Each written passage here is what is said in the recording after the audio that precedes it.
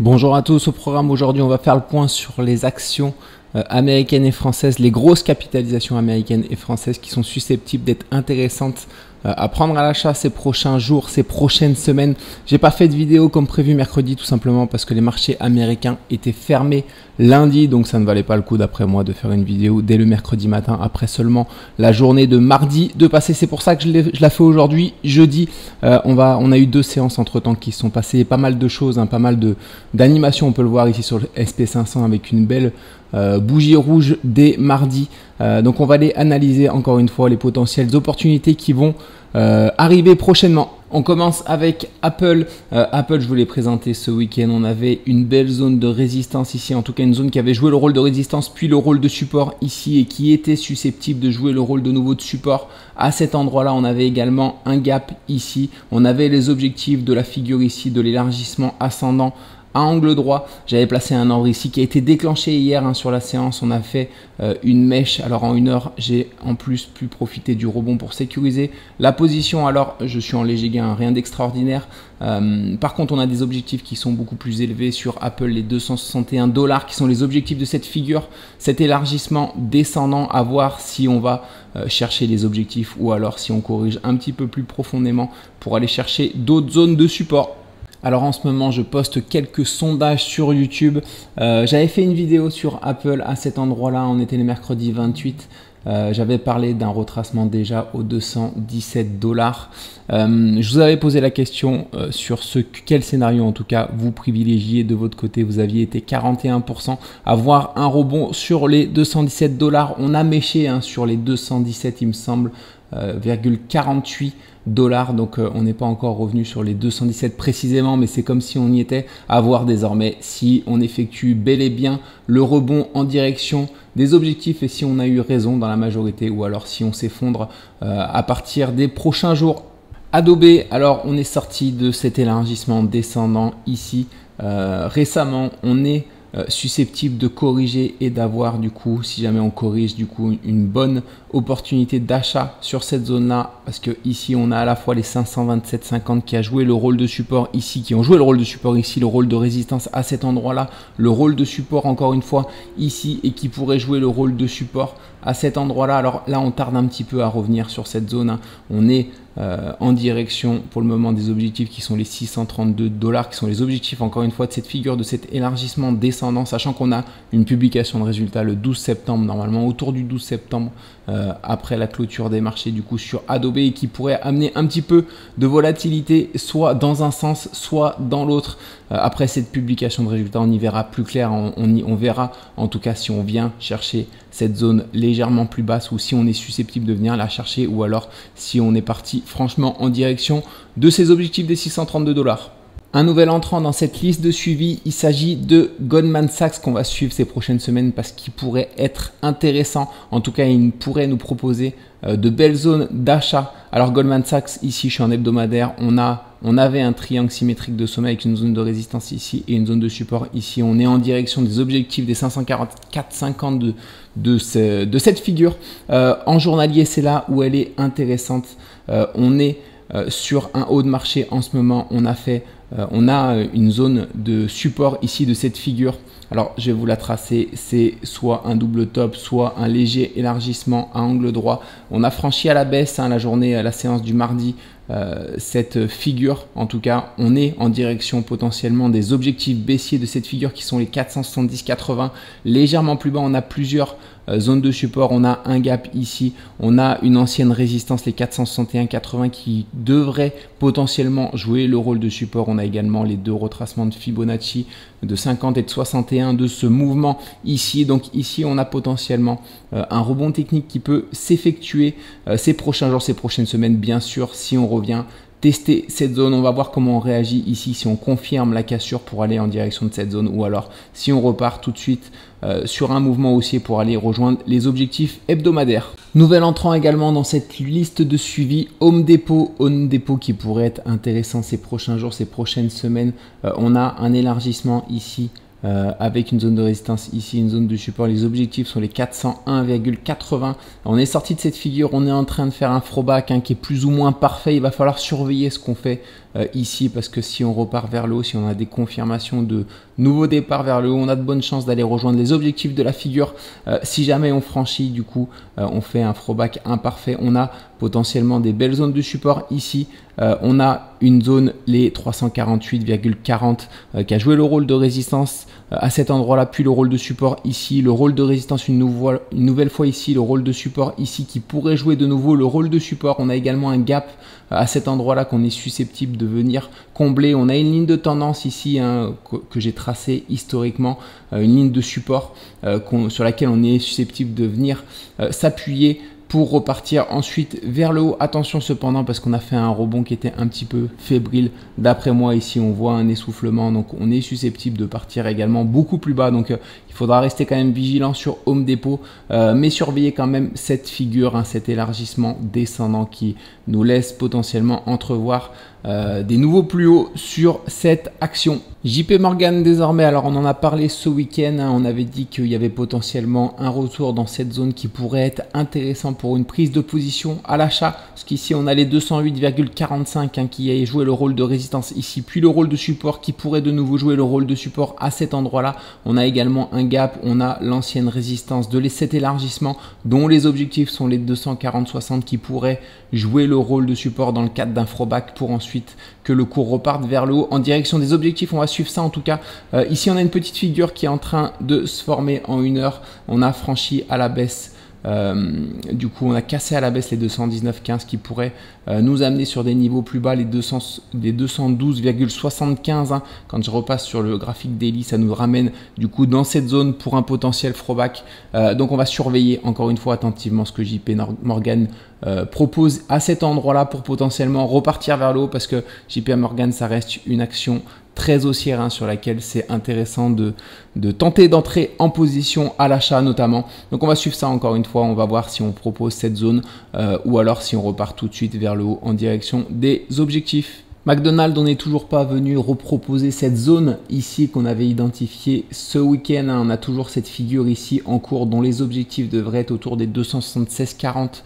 Les 276,40 qui sont également une belle zone potentielle de support, qui ont joué le rôle en tout cas de support ici. Le rôle de résistance à cet endroit-là, le rôle de résistance également à cet endroit-là et qui devrait jouer le rôle de support une nouvelle fois. On a également un gap qu'on pourrait venir combler et qui pourrait jouer le rôle de support. Donc si jamais on revient dans cette zone, personnellement je pourrais me laisser tenter par McDonald's parce qu'on a vraiment une zone très intéressante à cet endroit là. Alors je fais une petite parenthèse avec Microsoft. Microsoft, j'en avais parlé il y a quelques temps parce qu'elle me semblait légèrement inquiétante. En tout cas, quand on avait corrigé fortement, c'était l'action qui me paraissait la plus inquiétante. On a franchi à la baisse une ligne de tendance ici horizontale. On est en train de former potentiellement une épaule, tête-épaule. Je suis en hebdomadaire ici. Si jamais ce scénario se valide, on a des objectifs qui sont beaucoup plus bas. Ici, il y aura des potentiels points d'achat, bien sûr, si on valide cet objectif. Rien n'est sûr, mais c'est vraiment Microsoft la seule action actuellement, la grosse capitalisation américaine que je vois aussi baissière. Alors j'en parle parce que hier, j'écoutais quelqu'un qui sur YouTube qui fait des analyses fondamentales et qui disait que c'était sa plus grosse ligne Microsoft. Alors sur du long terme, c'est pas pour ça que Microsoft, je ne suis pas aussi, et puis cette personne avait l'air très sérieuse, mais en tout cas à court terme, pour me positionner sur Microsoft, il faudrait en tout cas regagner cette zone, au moins cette zone qu'on a vue hebdomadaire, cette ligne de tendance à la hausse. Je pense qu'on sera sorti d'affaire du scénario catastrophe à partir du moment où on franchira à la hausse les 444,80 pour Microsoft. En tout cas, actuellement ici, on est en train de faire une consolidation qui me paraît intéressante pour une continuation haussière. Donc à partir du moment, encore une fois, où on ressortira de ce scénario potentiel d'épaule, tête-épaule et on clôturera, on fera une séance journalière de clôture au-dessus des 444. On sera, d'après moi, sorti d'affaire sur ces scénarios d'épaule, tête-épaule, du coup en hebdomadaire qui nous amènerait potentiellement sur des niveaux bien plus bas. Voilà ce que je voulais dire, la petite parenthèse sur Microsoft. Méfiance en ce moment sur les entrées en position sur cette action parce qu'elle me paraît quand même légèrement périlleuse. Un petit point sur Netflix, hein, comme je l'avais dit ce week-end, on est sur des plus hauts historiques sur Netflix en hebdomadaire. Quand je passe en journalier, on avait identifié ce week-end le double top potentiel ici. On est en train de le franchir à la baisse. Les objectifs de ce double top sont les 642,50. On a également un gap ici autour des 633.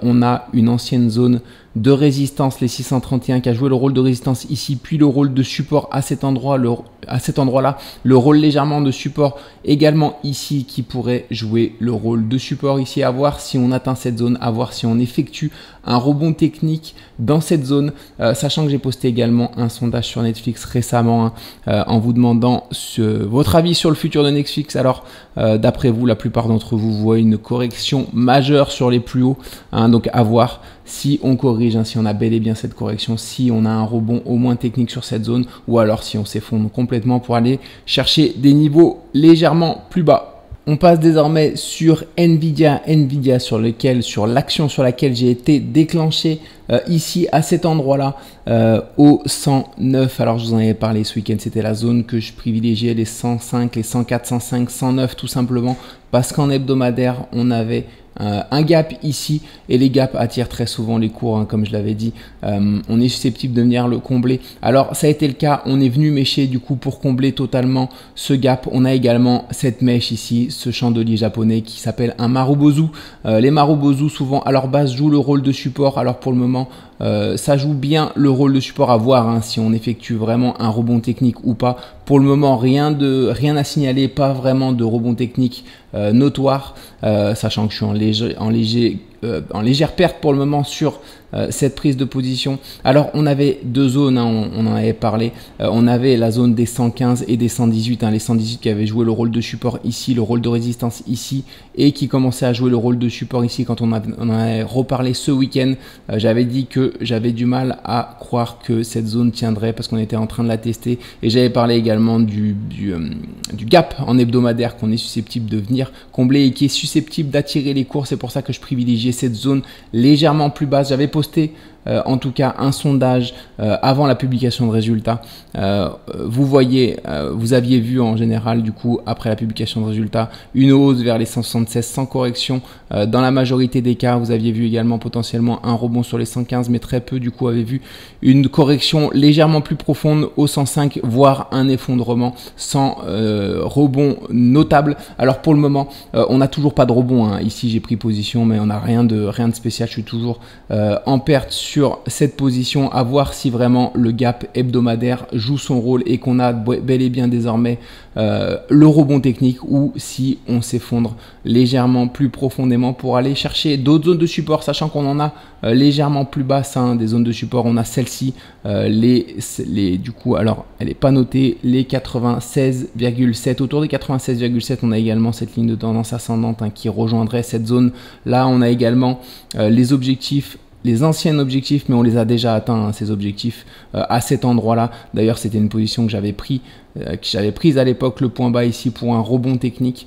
On était reparti ensuite largement vers le haut. En tout cas, encore une fois, je m'attends à une rotation partielle ici. Je m'attends vraiment à une rotation partielle, à savoir où est-ce qu'on rebondit. Si on rebondit d'ores et déjà à cet endroit-là, sachant qu'encore une fois, on avait le gap hebdomadaire quand j'ai dupliqué, et également quand je duplique cette résistance ici. Sur ce point-là, je tombe sur cette zone ici pour un scénario potentiel d'épaule, tête, épaule inversée. Alors je le fais tout simplement parce qu'on a souvent des symétries sur les graphiques, et là ça pourrait être également le cas. Encore une fois, à voir comment on réagit ici, si on effectue bel et bien le rebond ces prochains jours, ces prochaines semaines, ou alors si on va chercher des niveaux légèrement plus bas sur Nvidia.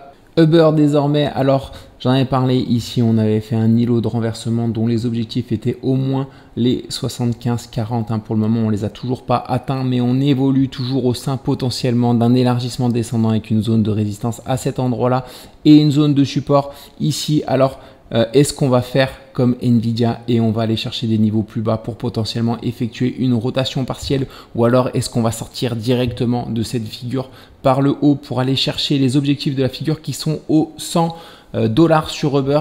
Ça reste à voir, on va voir les prochains jours, ces prochains jours, qu'est-ce qu'on forme ici. En tout cas, si on corrige, on a un gap à cet endroit-là. On a bien sûr un gap beaucoup plus important ici, mais je pense pas qu'on aille chercher si bas. On aura potentiellement une zone au 62,90 également qui pourrait nous permettre de former une épaule tête-épaule inversée au sein de l'élargissement, hein. Ici avec la première épaule, la tête et la potentielle future deuxième épaule, à voir si ce scénario se vérifie ou pas. J'attends également quelque chose ici, une figure potentielle, soit un double top qui nous mènerait du coup, soit autre chose, hein, une épaule tête-épaule ou une figure de retournement qui nous mènerait potentiellement dans cette zone-là. Pour le moment, on n'a pas grand-chose, donc on va suivre ça encore ces prochains jours, ces prochaines semaines pour voir encore une fois si on sort tout de suite de la figure à la hausse ou alors si on va chercher bel et bien ces niveaux légèrement inférieurs sur Uber. Visa en hebdomadaire pour rappel qui a atteint les 288,60 qui étaient les objectifs de cette figure, de cet élargissement descendant angle droit avec une résistance à cet endroit-là au 230 et un support ici. Alors Visa elle est intéressante en journalière tout simplement parce qu'on a franchi récemment cette résistance ici. Par le haut, les objectifs du franchissement de cette figure sont les 309,90, les 310 $ du coup, qui sont bien plus élevés, qui sont des niveaux de prix très élevés. En attendant, ici, on est sur une zone de résistance sur laquelle on devrait buter dans un premier temps les 281,55. Et c'est possible en tout cas qu'on soit repoussé ici pour revenir sur ces zones-là. C'est ici que je vais être très attentif parce qu'on a potentiellement également le scénario d'une épaule tête épaule inversée qui pourrait être très intéressante. On a également à cet endroit-là l'ancienne résistance de la figure de cet élargissement descendant qui pourrait du coup jouer le rôle de support ici, à voir ce qu'on construit ici. Si on construit une figure qui nous mène également dans cette zone-là, ça pourrait être dans ce cas une zone potentiellement très intéressante. Alors j'ai lancé également un sondage cette semaine sur Visa pour recueillir vos avis. Vous voyez également dans la majorité des cas un rebond au 267, une correction en tout cas, puis un rebond au 267. C'est ce que j'espère en tout cas, c'est ce que j'aimerais bien également pour pouvoir avoir une belle opportunité tout simplement. Après ça change pas grand chose pour moi, même si ça décolle tout de suite les 200, si on casse tout de suite les 281,6, on partira sur des niveaux très haussiers, hein. C'est juste pour avoir des opportunités qui sont claires, mais en tout cas j'attends ici de voir l'apparition potentielle d'une figure qui nous mène encore une fois dans cette zone-là, parce qu'à ce moment-là, on aura vraiment une zone précise sur laquelle on aura de bonnes chances en tout cas de rebondir, qui se trouve autour des 267. On va continuer de suivre ça en tout cas ces prochains jours, ces prochaines semaines. On aura plus d'informations probablement ce week-end, voire la semaine prochaine sur la future évolution de Visa. On passe désormais sur les indices et le SP500, le SP500 qui a franchi violemment mardi à la baisse du coup les 555 $. On est sur le SPY du coup l'ETF du SP500. Alors on a des objectifs clairs au 545,60. On a également le gap ici qu'on est susceptible de venir combler pour repartir ensuite vers le haut, mais toujours très haussier en tout cas de mon côté sur le SP500 depuis qu'on a effectué ce gap haussier de rupture. On est susceptible d'aller chercher des niveaux légèrement plus hauts d'après moi, de repasser en tout cas les plus hauts historiques à court terme. Je m'attends en tout cas à un rebond sur cette zone-là. En tout cas, si on corrige légèrement plus profondément pour revenir atteindre ces zones-là, on est susceptible, en tout cas je suis personnellement susceptible de ne pas faire grand-chose sur Apple et Nvidia, des positions sur lesquelles je suis entré récemment. En revanche, on a vu qu'il y avait pas mal d'opportunités légèrement plus bas sur beaucoup d'actions, hein. Je vous ai présenté les grosses capitalisations, les valeurs phares, mais il y a également des plus petites capitalisations qui ont des points légèrement plus bas qui sont susceptibles d'être intéressants.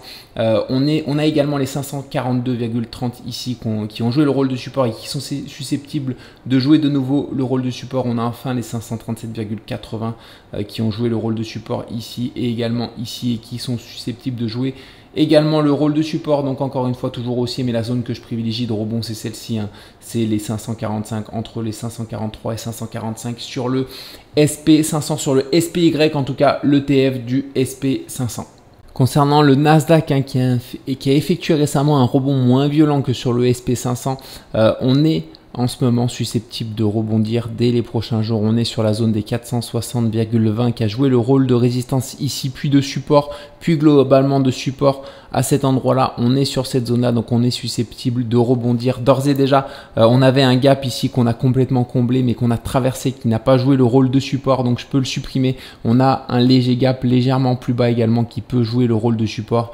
Enfin, on a les 447,50 qui ont été une zone de résistance majeure ici, puis une zone de support qui devrait jouer le rôle d'après moi de support majeur. En tout cas, c'est la zone basse, la plus basse que je vois en tout cas sur le Nasdaq. Je ne vois pas repartir plus bas que ça sur le Nasdaq. Je suis toujours très haussier en tout cas sur les indices américains, notamment sur le SP500. Le Nasdaq est légèrement moins clair, mais si sur le SP500 on a un nouveau décollage, le Nasdaq devrait probablement suivre de son côté également. En tout cas ici on a une correction latérale hein, qui laisse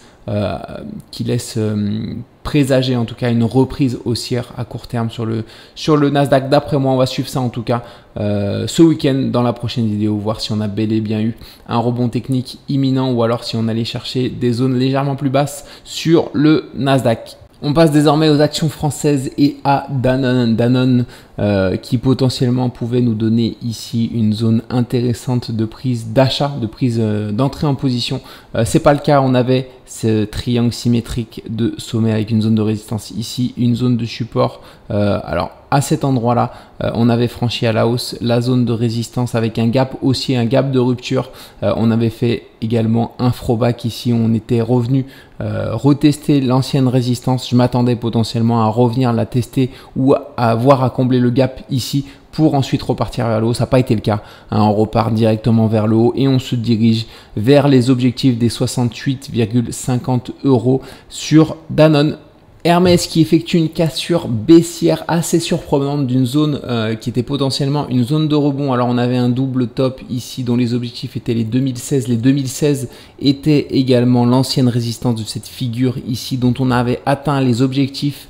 Elle était susceptible d'être une zone de support importante, cette zone des 2016. On avait également un gap à cet endroit-là qu'on était susceptible de combler du coup pour rebondir ensuite sur ce niveau-là. Alors ici, ça n'a pas été le cas, hein. Comme vous le voyez, on a une séance pour le moment sanglante sur Hermès. Alors je connais pas trop les nouvelles. Je sais qu'il y a une publication de résultats, mais qu'elle est en octobre, donc il n'y a pas de publication de résultats de prévu en ce moment, donc peut-être des mauvaises nouvelles, je suis pas au courant. En tout cas, quelles sont les futures zones de support sur Hermès? C'est potentiellement les 1900 hein, sur les plus bas. Ici, on a également un gap à combler ici sur lequel on pourrait revenir rebondir. En hebdomadaire, on a également une zone que j'ai notée il y a un petit moment, les 1636, qui a été une zone de résistance ici, une zone de support ici, qui a joué le rôle de support également ici et qui pourrait jouer le rôle de support à cet endroit-là également. Alors pour le moment, je ne vais pas me précipiter sur Hermès, hein, sachant que ici le fait qu'on ait franchi violemment à la baisse une belle zone de support, c'est pas très rassurant. Alors pourquoi j'ai pas pris Hermès dans un premier temps? Tout simplement parce que je me positionne principalement sur les actions américaines, tout simplement parce qu'elles ont des performances plus intéressantes. Alors c'est pas pour ça que je me positionne pas sur les actions françaises de temps en temps, hein. Ça m'est arrivé à plusieurs reprises, hein. Vous voyez sur Hermès, hein, j'ai tenté de prendre les points bas à plusieurs reprises, mais en tout cas il y a pas mal d'opportunités en ce moment sur le marché américain. C'est pour ça que je me focalise plutôt sur le marché américain qui lui, je le vois en tout cas beaucoup plus haussier que le CAC 40. Voilà pourquoi j'ai pas pris cette fois-ci Hermès. Cependant, on avait quand même un très beau point d'achat ici et je suis assez surpris en tout cas qu'on les franchit aussi facilement à la baisse. Schneider Electric qui fait son entrée dans notre liste de suivi. Alors on avait franchi à la hausse cette résistance ici du coup on avait une figure, un triangle symétrique de sommet avec des objectifs qui étaient situés au 228. Alors mes lignes ont légèrement bougé suite aux publications de résultats, très probablement. On a atteint les objectifs ici. On va surveiller ce qui se passe à cet endroit là parce que ça m'a l'air d'être très intéressant en journalier. On a un élargissement descendant, on a une belle zone de résistance et une zone de support à cet endroit là. Ici on a effectué un élargissement ascendant angle droit dont les objectifs sont les 214,80, les 214,80 qui sont également une zone qui a joué le rôle de résistance à cet endroit-là et à cet endroit-là et qui a joué le rôle de support aussi également ici et qui est susceptible de jouer également le rôle de support à cet endroit-là. À voir comment on revient sur cette zone, à voir si comment se comporte également le CAC 40 parce que je vois qu'avec Hermès il y a pas mal de corrections. En tout cas les marchés américains en ce moment sont bien mieux orientés. À voir comment en tout cas on réagit ici, mais on a potentiellement une belle zone de support hein, pour un futur rebond technique pour partir en direction du coup des objectifs de cette figure, de cet élargissement descendant qui seront autour des 270 d'après moi pour effectuer bel et bien cette rotation partielle dont on a l'habitude de parler maintenant, cette rotation partielle à partir du moment où on revient au contact de la résistance, on a de fortes chances ensuite de recasser cette résistance par le haut.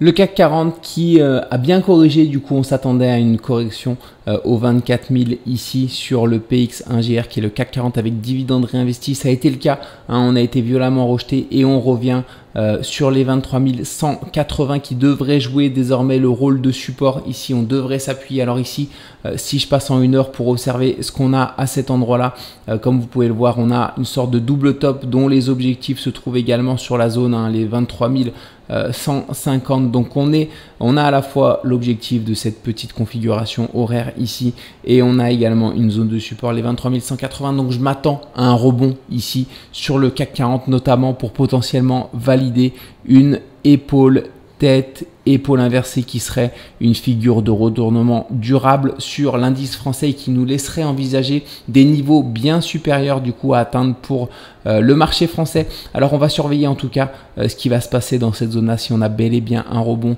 ou pas. En tout cas si un rebond s'effectue, on aura potentiellement de très beaux points à venir sur le marché français, surtout si on valide ce scénario d'épaule tête épaule inversée qui nous ferait voir potentiellement des niveaux bien supérieurs. Donc on va suivre ça en tout cas attentivement. Ce week-end on fera le point, savoir si on a bel et bien rebondi ici ou si on a traîné. En tout cas si on casse les 23 180 par le bas, on a une zone hebdomadaire qu'il faudra tenir. Cette zone hebdomadaire, c'est celle-ci.